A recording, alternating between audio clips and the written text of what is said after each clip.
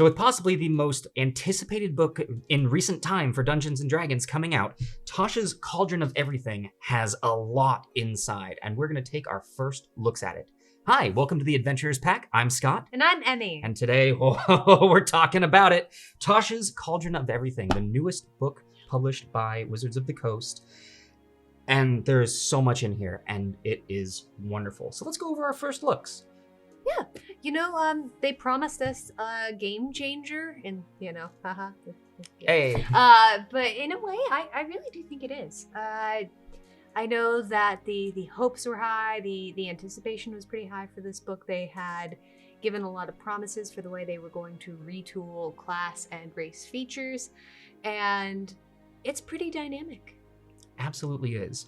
So the contents in this book, the chapters are broken down. We've got a whole bunch of character options, which are, that's by far the biggest section of the book. From there, we move into group patrons, which is a really interesting dynamic, which we'll get into, along with then a whole chapter on magic, not just spells, but magical items, and then moving into a section for the dungeon masters out there, a lot of tools at their disposal. But even before we get into all of the chapters, the very beginning, the preface of this book makes it very clear these are options. Yes. So this book changes the way that you can run characters and the world primarily because it tells you don't have to listen to the book, if that makes sense. So right in the beginning of it, it really goes into the, having fun and making unique characters and unique worlds is really the whole point of the game. And that if you don't like something, don't ignore it. Ignore it. It tells you that it's going to be providing alternates for classes and subclasses, even subclasses that actually already exist in the player's handbook. It provides a lot of versatility, a lot of switching out of different class features and things like that. And again, it's primarily telling you just kind of do what you want. Like, I know for me, going into this, I've played with some players who, and this is some I'll 100% call myself on, who've pulled from different subclasses and things. And I'm like, oh, come on, maybe just pick one or the other. And I'm like, I feel I'm looking back at myself and feeling a little hypocritical because I also know that this game is really about building a completely unique experience. And this book really does reinforce the idea that the game of D&D is the people at the table in your imagination. So if you want to take something from this bit over here, this bit over there, you should probably just do that. Absolutely. So then diving into the character options. Yes. We have a whole lot of new class options for each and every class. There's a new patron for warlocks. There's new pack for warlocks. There's new class options literally for every single class. We have psionics. They had been excited. Teasing us with it, and finally we have it. But I think one of the most interesting things that is added in beyond just the character options is the class variance. Mm-hmm. So on top of the options that you can take, the paths that you can go down as a barbarian or as a bard with your colleges, now every single class has variations, which at the discretion of the player and the DM could be added into any class. And most of these options, again, give you options. They give the player the chance to change things. It looks as though every single class now, when you reach level 4 or any level that would give you an ability score upgrade, you have the ability to change your mind on some things that in the past have been considered to be set in stone.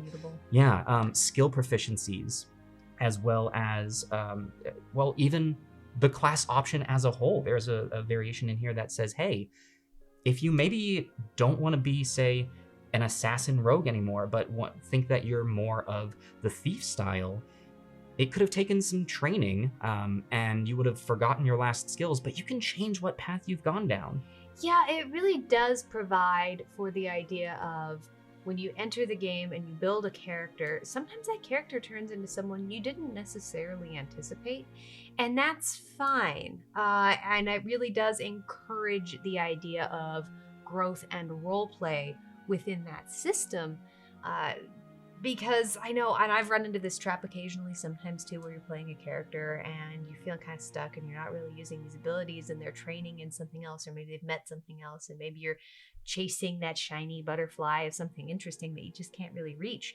And it really provides options for that. The other one that you'll see in a lot of the classes as a new option is versatility. And it's different for each class, but a lot of the big things that comes down to is cantrips for spellcasters are a little bit more changeable, which I think is great. I know I've definitely ended up stuck with cantrip that this character just doesn't use. I thought it would work and it just doesn't work. And this does provide some good options to just undo that or change your whole subclass. Yeah, it gives you, the player, the ability to look at something that you maybe think, well, this is worthless to me. I thought it would be good, but I don't use it anymore. And it allows you to change your mind, which is great. Is kind of the point of playing a living, breathing person, is that they might change.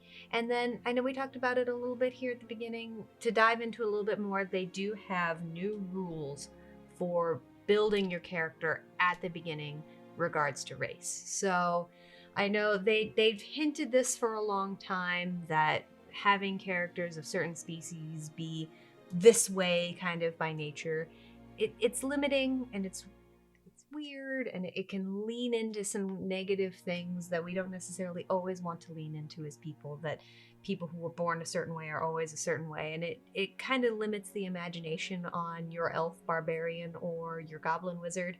And this provides more about your background, which is also one of my favorite things about 5e, is that they did incorporate backgrounds as an actual part of the role-playing game. I know that's a very serious actor. The moment before was something that was always trained into me, and so that idea of did you come from right before you walked in the door is terribly important, and it provides a lot of the initiative for what you're doing now.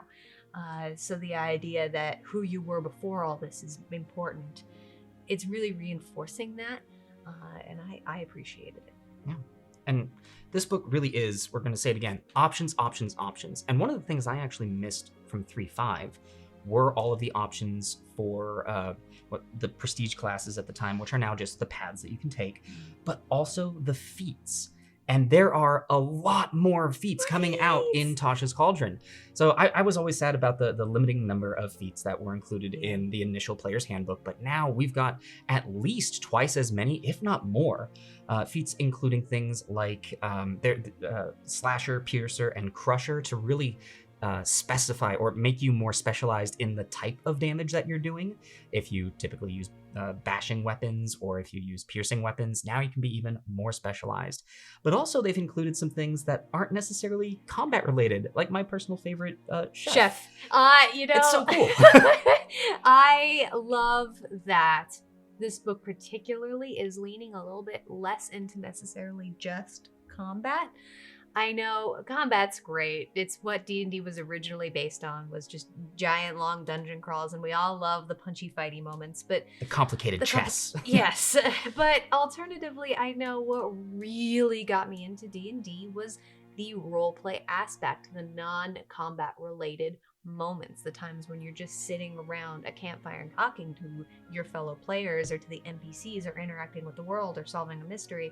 And so there's a lot more tools for that in this book, and that really does start with the feats, some of which are, like you said, not combat related. Chef, I know we know a friend who plays a character. He would be a very good chef. He would have this feat 100%, and I love that there's actually a mechanic for it now, because it was one of our favorite things. We would invite this particular friend over to do one-shots with us all the time, because we knew this character was going to be hilarious, and he would always cook us good food, and it was great, and he did it unprompted, but it's kind of nice to actually have a reward for fun choices beyond like that. Just the flavor. Now there is a meaningful addition that things like that can add. But going into more of the interacting with the world, that leads us into the second chapter of this book, group patrons. Yes. Which, when I first read, I thought to myself, well, is this a whole section just on warlocks? My gosh, what in the world is going on? Completely forgot about the group patrons that were introduced in Eberron. But now they have the whole section in Tasha's Cauldron of Everything. So group patrons are people of employment, the people who could be employing your group to go off and do things, and not necessarily like I am your boss now, go do. There are options of working in an academy, for a thieves guild, for a sovereign of a land, or a being of higher power.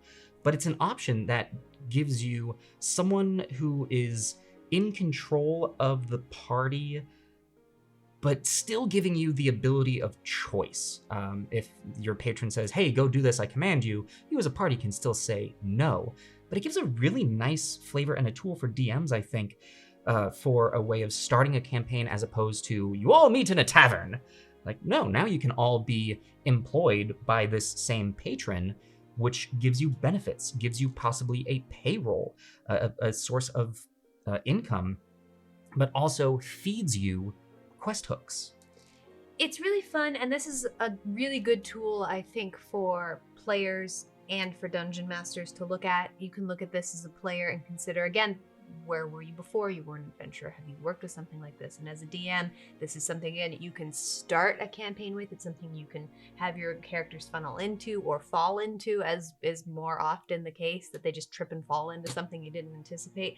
But it really provides a mechanic for that, which is always nice. It's really encouraging people to take a look at how these story-based mechanics will affect the characters in real time in the game itself. And going back to options, the other thing that I know I see a lot in Tasha's is it's really encouraging you to see this as a template and maybe make you think of something new to do. So look at all these patrons in this book, see how they operate. If you don't see one you like, you kind of know how patrons work now. Make one up. Yeah. Make one up. It's a game of make it up. It is a make-believe, and so just make it up. Have fun. And in the world of make-believe, magic is swelling. And there are so many new magical additions in this book. So there are a plethora of new spells, and I've noticed spells that actually deal with the multiverse.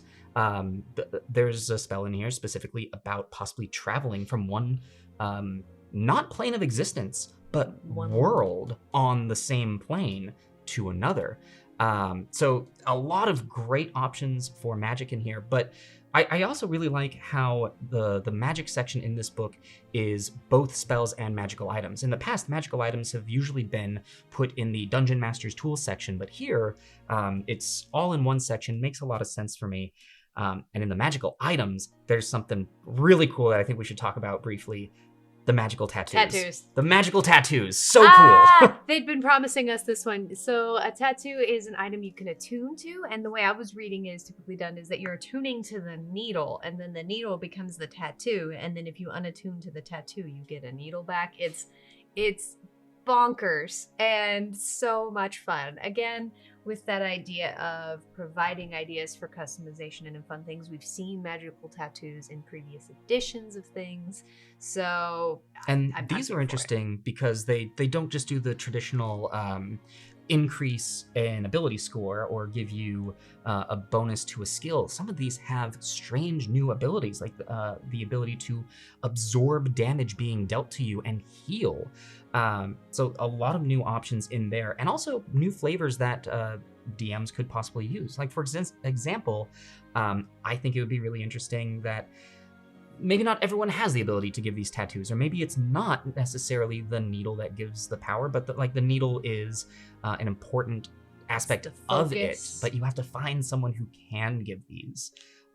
Again, so many cool things that a dungeon master can do with this. Yeah, and then talking about the spells a little bit in here to go forward.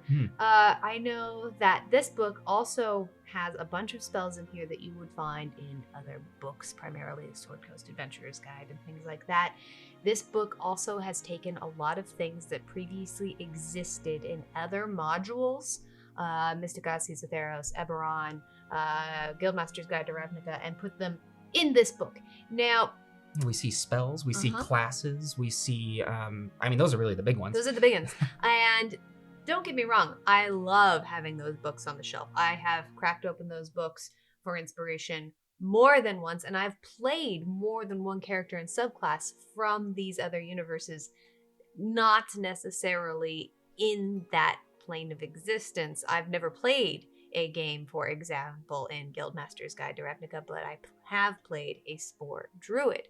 And as much as I love that book, I always feel like I'm kind of toting it around when I'm playing that Spore Druid for nothing else other than literally one page that I can't always remember.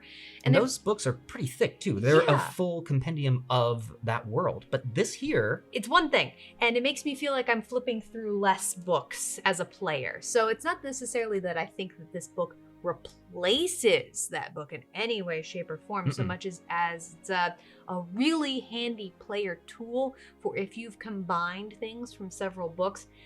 You just need to carry around Tasha's Cauldron. you It's have just it so in much one easier. place, and it's also, you will note, one of the thinner books that is published by Wizards of the Coast. So this is not the same thickness as the Player's Handbook, Dungeon Master's Guide. It's similar size to Sword Coast Adventurer's Guide, Xanathar's Guide to Everything. So if you are playing on the go, it's much easier to hold on to. And if you are a DM, it is very easy to add this to your arsenal. Now, on the subject of DMs, that then brings us to the last chapter of all of the DM tools that are in the last bit here. Oh, it's hilarious group of stuff. I am so happy with all of the things that we're seeing in here. But included in here, we've got sidekicks. Yeah, I didn't know that one was coming. That one, That was I a flipped pleasant surprise. Oh, and especially the sidekicks one's especially cracked me because it provided inspiration and ideas and tools for many different variations on how a sidekick could be played. The dungeon master can play the sidekick. You as a group, the players can play the sidekick, or an individual player can control their sidekick. Or if you're looking for some weird goofiness, you as the player can just be a sidekick, which Now, would be funny. exactly what we mean by sidekick is it's a very quick way of, if you come across an NPC or a creature and you want to befriend them and they come along on your adventure for a little while or maybe a long while, it's a very quick template to give that character some stats so that the DM doesn't have to make a brand new character with full character sheet or full NPC sheet for them. So if something happens on the fly that the DM's not expecting, there you go. You've got something at your disposal that can also carry forward. It will last. It's not a temporary solution. Yeah. But also, the sidekicks don't have to be humanoid. They can be monstrous. It can be if you befriend a wolf. That one was my favorite. But right after the companions or there are the sidekicks, there is parlaying with monsters. Mhm. So there's a whole section on if you encounter a monster, it's not necessarily going to end in a fight. Here are examples and rules for how your party can not necessarily befriend the monster, but solve this encounter in a non-violent fashion, which is such I a adore great it. yeah. I know for me as a player, I know it really forces you away from the idea. I know going backwards or going around in the circle here and as far as my sentence goes, but as a player, I remember when I was first coming into 5e and looking at it, I was still used very much to a dungeon crawl XP, kill all the monsters to get all maximum XP experience. And very quickly, the people that I was playing with told me they were using the milestone way of leveling up, just because keeping track of XP for encounters that may or may not be combat related or successes when you were doing charismatic persuasion checks and things. It's complicated. It gets weird and kind of silly. And I really do like the idea that not all experiences need to be punchy, fighty, slashy. And I know, like, for example, I've played a couple of characters who a lot of their spells are primarily avoiding combat, and it made me feel a little bit silly at first. But this really reinforces the idea that there's no one way to do anything. If you want to have a dungeon crawl, obviously we support that here. Yeah, we have an entire show based on a dungeon crawl. We love that, but it's not everything. You really need to have variety. Yeah. And in the world of variety, the next thing that we have, besides just parlaying with monsters, there are entire regional hazards based on if you were to go to the far plane, if you were to go to an area that is haunted, if you're going to an area that is cursed. There's really cool rules in there to give the entire land where you are an effect that is maybe dragging everyone down, maybe making you feel just a little odd, but again, changing things around and giving you options. And then finally, the last section, my personal favorite, puzzles. The last bit of Tasha's Cauldron of Everything is dedicated to puzzles, not just designing puzzles, but also giving you a few examples. I know I find one of the hardest things for me to do as a DM is come up with new, innovative, fresh puzzles that players will go, oh, this is cool. I've never thought about anything like this before. Now, the puzzles that they include in the back here, well, now they're published in a book and everyone knows them, but it gives you a template to go off of and go, oh, I could change this ever so slightly, reskinning a puzzle to give it a fresh new look. And that is incredibly helpful. Now, Tasha's Cauldron of Everything, I think in addition to all of these amazing rules and amazing options, it really frees up the world for players and dungeon masters. The book itself is amazing, and it has these great handwritten notes from Tasha, the sassy wizard who was trained by Baba Yaga. Yeah, she's Baba Yaga's adoptive daughter. There's a whole bunch of lore about her and Mordenkainen that goes back literally the history of the game. I would be lying if I said I was an expert. It's a lot of lore. But she has a lot to say about all of the sections here in the book. So fun little flavors to have while you're going through there. And she's probably my favorite author of one of these books that we've had since Xanathar. Yeah. I loved the little notes in Xanathar's Guide to Everything. They were hilarious. They really added flavor to what you were reading. They added perspective. They just made it fun. They made it happy. They brought me a lot of joy. And I mean, the other authors have been very great. Volo and Mordenkainen are fun, but Tasha's the best. Tasha's got some stuff to say. Tasha's the best. And she is featured prominently, I realize here, we never actually showed. So we have the basic art, it's still a beautiful. good art cover, and she is featured prominently. And then there is, of course, the alternate art version, which is absolutely gorgeous. We're so happy with how this came out. And apparently they're going fast. So go good support job. your local game store, guys. That's the only place you can get the alternate cover, and it's so beautiful. I love these two kind of in comparison, showing alternate but different sides of this character. Again, just a huge amount of very fun lore involving the Abyss and a whole bunch of fascination with things there. Yeah. And she's gone by several different pseudonyms, and they play a lot with that in the magical item stuff too. You'll find different pseudonyms she was going by and different goofy things she was doing at all times. It really makes her almost kind of feel like a Scooby-Doo villain, that like they pulled the mask off and was like, Tasha! And she's like, I would have gotten away with it too if it wasn't for you stinking kids. It feels a lot like that, and it's goofy and fun, and she's got this very weirdly neutral, maybe hinting into evil, but mostly just because she doesn't believe in rules, which really, it makes her perfect for this book about throwing the rules just straight out the window and deciding to just do whatever you want with the game anyway. The rule of cool, always, every time. Always. So with that, final first thoughts, what would you say? This book is required. Yeah. This book is required. I can't imagine ever wanting to sit down at a table that didn't at some point look at the rules in this book with serious amounts of consideration. Now, as you said at the beginning of this video, this is optional.